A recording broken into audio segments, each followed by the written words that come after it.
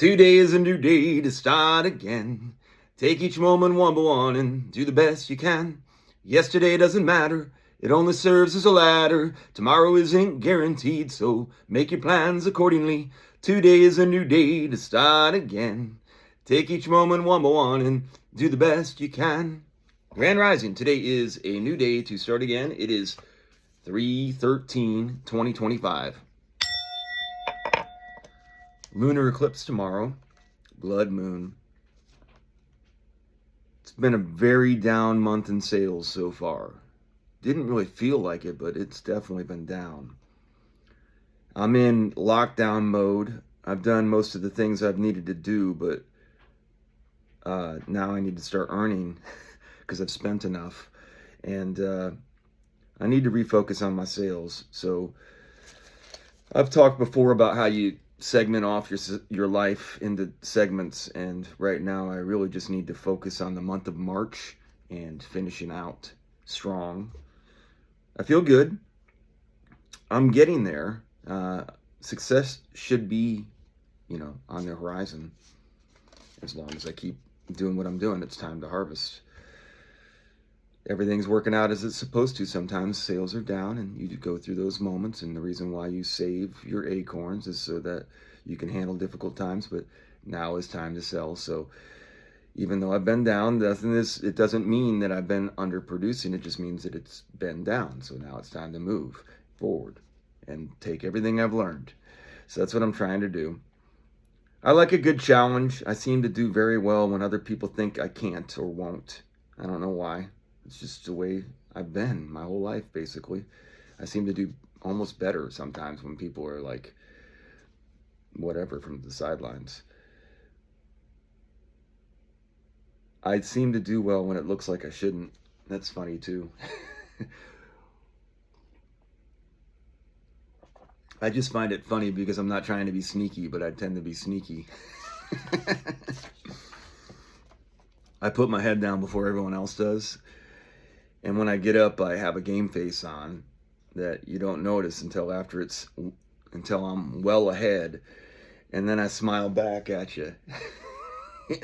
And I really don't think I went right into this. I really don't think I'm meant to be a furniture salesman, but I have learned a lot from being a furniture salesman, and that's what I'm doing right now. I feel like I'm at the top of my craft, but my results have not been anywhere near that, so that's tough to put together in my head sometimes. I do not want to be a furniture salesman for the rest of my life, though. I don't think that that's what I want to do. But I will do what I'm supposed to do. I'll do what I'm called to do, what direction looks like it's the right way to go. I want to say, though, that I am very thankful and grateful to be able to support myself. And there were a lot of people that didn't believe in me, and there were a lot of reasons to not believe in me, and there were people that did, and I owe a lot to those people, regardless. So, to be or not to be, that is the question. I really need to keep to myself more. I think that's a problem that I kind of have had in my life. I try to tell people, especially people that don't seem to like me. I learned this in sales. So sometimes you'll get a customer that just beat you right in the face. And oftentimes they're in a couple. What I learned to do was the most effective way was to figure out a way to introduce to these people something about your personal life in an indirect way where they don't think you're doing it on purpose, but let it be known who you are a little bit somehow, so that they have to hear that you have regular life stuff going on. You had a flat tire this morning and you had to fix it, and then you had to change something, so that they know that you're just a person and it can change everything for them. And then you get a big sale sometimes. I found that honestly was the best way to do it if somebody didn't like you. So I've tried to use it, I think, in my regular life, and it's not a tool that should be used, really, except for only in certain circumstances. So I need to stop using my personal anecdotes to try to get people to like me. It's manipulative and people see through it. And then they give me negative reaction, which may not even be their genuine reaction. That's their reaction to them trying to push away what I'm trying to do, which is get them to like me when they don't want to like me. You can tell by their reaction. They would rather not know anything about me. So stop trying, David. I keep doing it, and you're just like, and it hurts, and you're just like, then you're like, but why did you even do it? They don't need to know that. They've obviously shown you that they don't give a darn, and that's okay. That really, it's actually gratifying. And it may not be that they don't like you. It's just they don't have any interest. They have their own stuff. You are old enough to know that I'm old enough to know that there are many tall, short, black, white, fat, skinny people that do not like me. I've seen it in action. I'm likable. I'm lovable. I have to say that a lot. That is one thing that I have been doing. I never would have thought I would have had to do. But one thing that I have been doing in the mirror, I like to do it in the mirror, is I go to the mirror, I make myself look into my eyes in my mirror, and I say, I am worthy of love. I am lovable, and I smile. I try to smile a little. I am lovable, and I am worthy of love. And I try to make sure that I know that that's true, because it is. And that helps. That actually does help. Maybe do it when no one's around, because your significant other or children will probably make fun of you. And Bodhi would make fun of me probably if she saw me, but especially if you smile. You can even do a little pizzazz. There's nothing wrong with it. There's nothing wrong with really self-love, really loving yourself through everything that you've been through. You know what you've been through, and you know what you've done wrong and what you've done right. They don't. A lot of people don't like the way I walk. They don't like the way I talk. They just don't. And I do think that very religious people may think I'm bad. I think that's possible. That comes out and is part of an overall narrative of who David Clarke is, David Michael Clarke.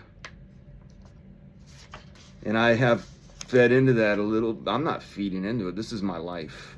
This is my life. So I have a ring I wanted to wear, but I've decided not to wear it at work because I just think it would be a bad idea. I had a necklace, and I don't think I'm going to bring any. I think that's just more of a practicality with sales in general.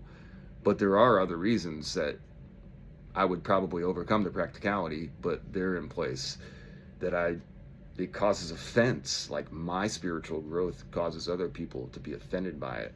And that bothers me because I think it's not right. But it is what it is.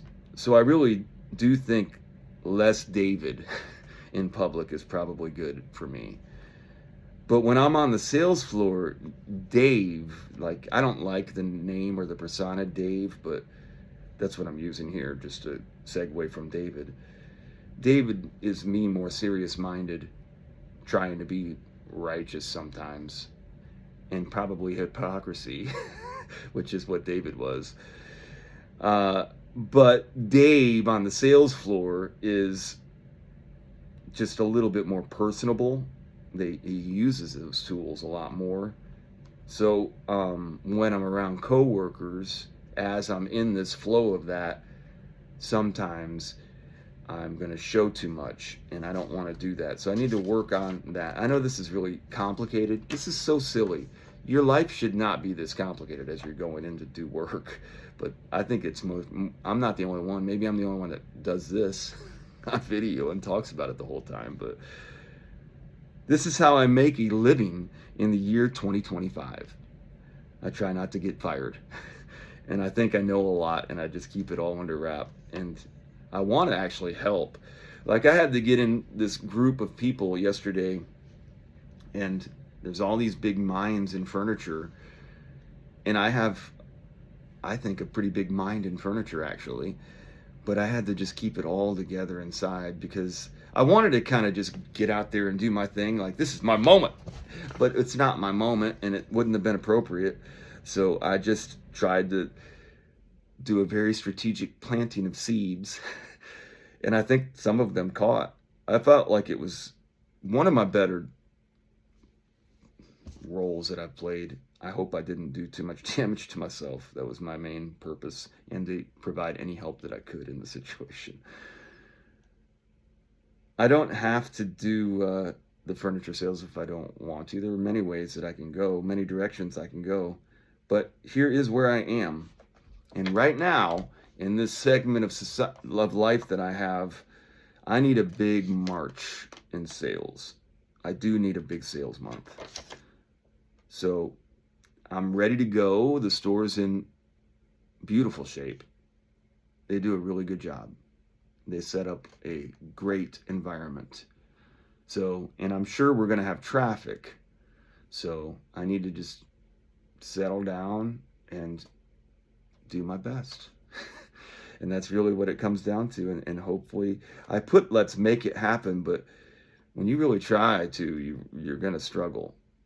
So then I wanted to land on a really good story, a sales story that gave me a lot of confidence early in my sales career.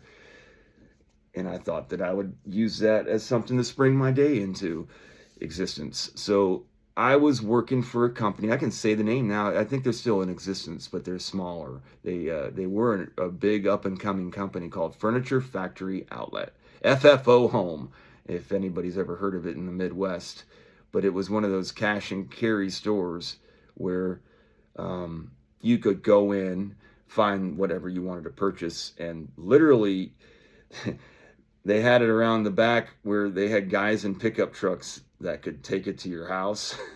And then they also had it set up to where we would tie it on. So you basically it's a one and right off the floor a lot of time, but they had warehouses in the back. It was a very familiar model out there, but that is kind of where I got they were really good at it. And I would say in their little honey hole, they were really making a great impact just on the entire areas, because you're selling a lot of furniture. And it was in business. I don't want to over prop up FFO, but I had a lot of nostalgia from it because they were a very good company as far as training, onboarding, feeling like you're part of a team, and the way that they did their structure with the way that it was done, it was lucrative. It was a very intensive workload.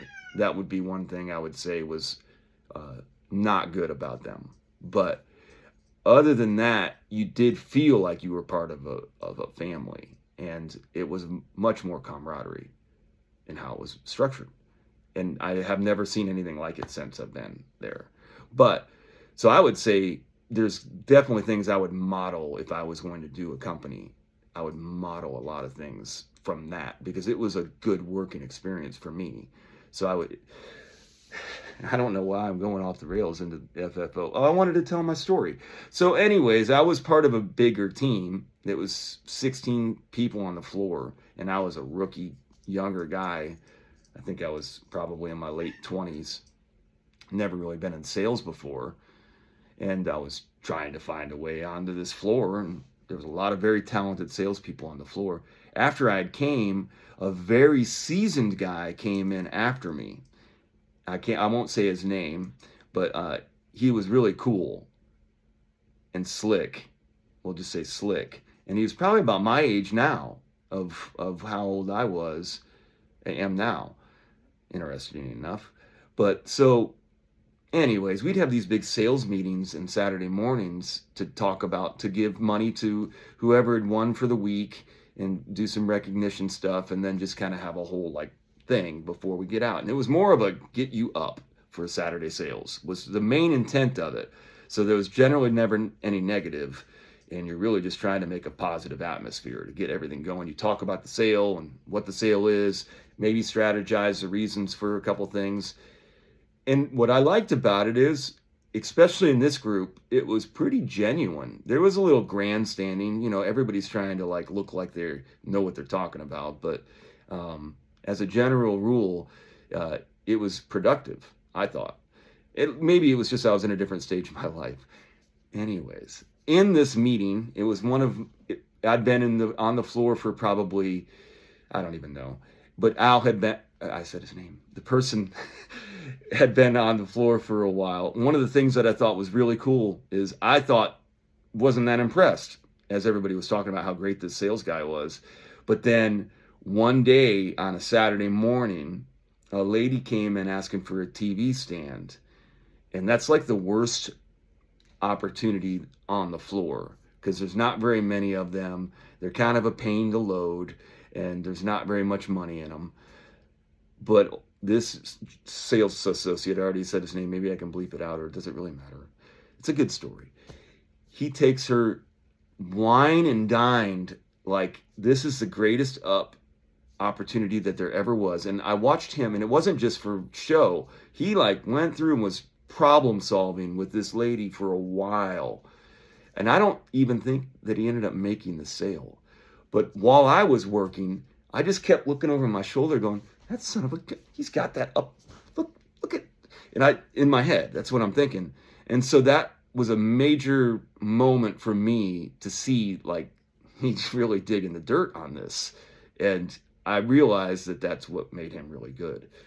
And so anyways, I had already built up some respect. And then he got mad at me because I was being negative about something one time. And he like called me in front of people. And he was kind of right, but I feel like I was kind of right too. And I maybe came off, I just felt like it was an emotional exchange. And for some reason he thought I was being, and I wasn't. But I feel like we had a pretty good exchange from that, where we were just like, he liked how I handled that, and we went off on our own way. So I think he gained a little respect for me. While we're in this meeting, I mean, all the big people are there and everything. He tells a story about me, an anecdotal story, and I thought it was really cool. So we're all sitting around, and he's making fun because he was like watching me sell the day before, and all he kept hearing me was, "You want to get it? Is that the one you want? Do you want to go ahead and get that one then? Is it so you want that one?" And so he was like talking about how, and then he goes, "I bet you keep your wife up at night, every night, because when you go to sleep, you go, want to get it, want to get it, want to get it, want to get it, want to get it." And so everybody thought that this was so funny. So I became Want to Get It Dave. And there's not really a better name that you can have for being a salesperson as somebody that's just like, especially for people, this is a cash and carry store. So if that's my rep, that's pretty dang good rep. So he did me like a huge solid by doing that story. And I think he knew what he was doing, honestly. So thank you, buddy. Appreciate you. That made a big impact on my life. Hope everybody has a great day out there. Do great. Be grateful. When you go into a sales day, you want to be ready to go. You want to be able to scale that back, but you want that there. That's big. And an energy on a sales floor is so important. So if you're carrying like anxiety or customer service problems or different type of dynamic problems, it can really have an impact on how you are presenting yourself to the customer. So another person that I learned from the same company always said, smile. So work on that smile, but it's got to be genuine. It can't be fake. If you just throw a fake smile out there, it's rough. I said I was going to stop. I had a basketball coach that had a big thing about the "just do it" from Nike. And what he said was, Adidas came out with "just doing it doesn't do it" is a better slogan, because you can't just do it. And the Tao says that. So the Tao Te Ching says, when you do things, don't do it the way you want to do them. Do them the way they need to be done. Sometimes that's against your personal ideas of how it needs to be done, but it's the way it needs to be done. And how do you come up with that? Well, that's just natural law. Are we done now? All right, let's go have a big day out there. It's March. It's time to go. It's time to start planting. It's time to start getting ready for a new season. Let's get it. Have a great day.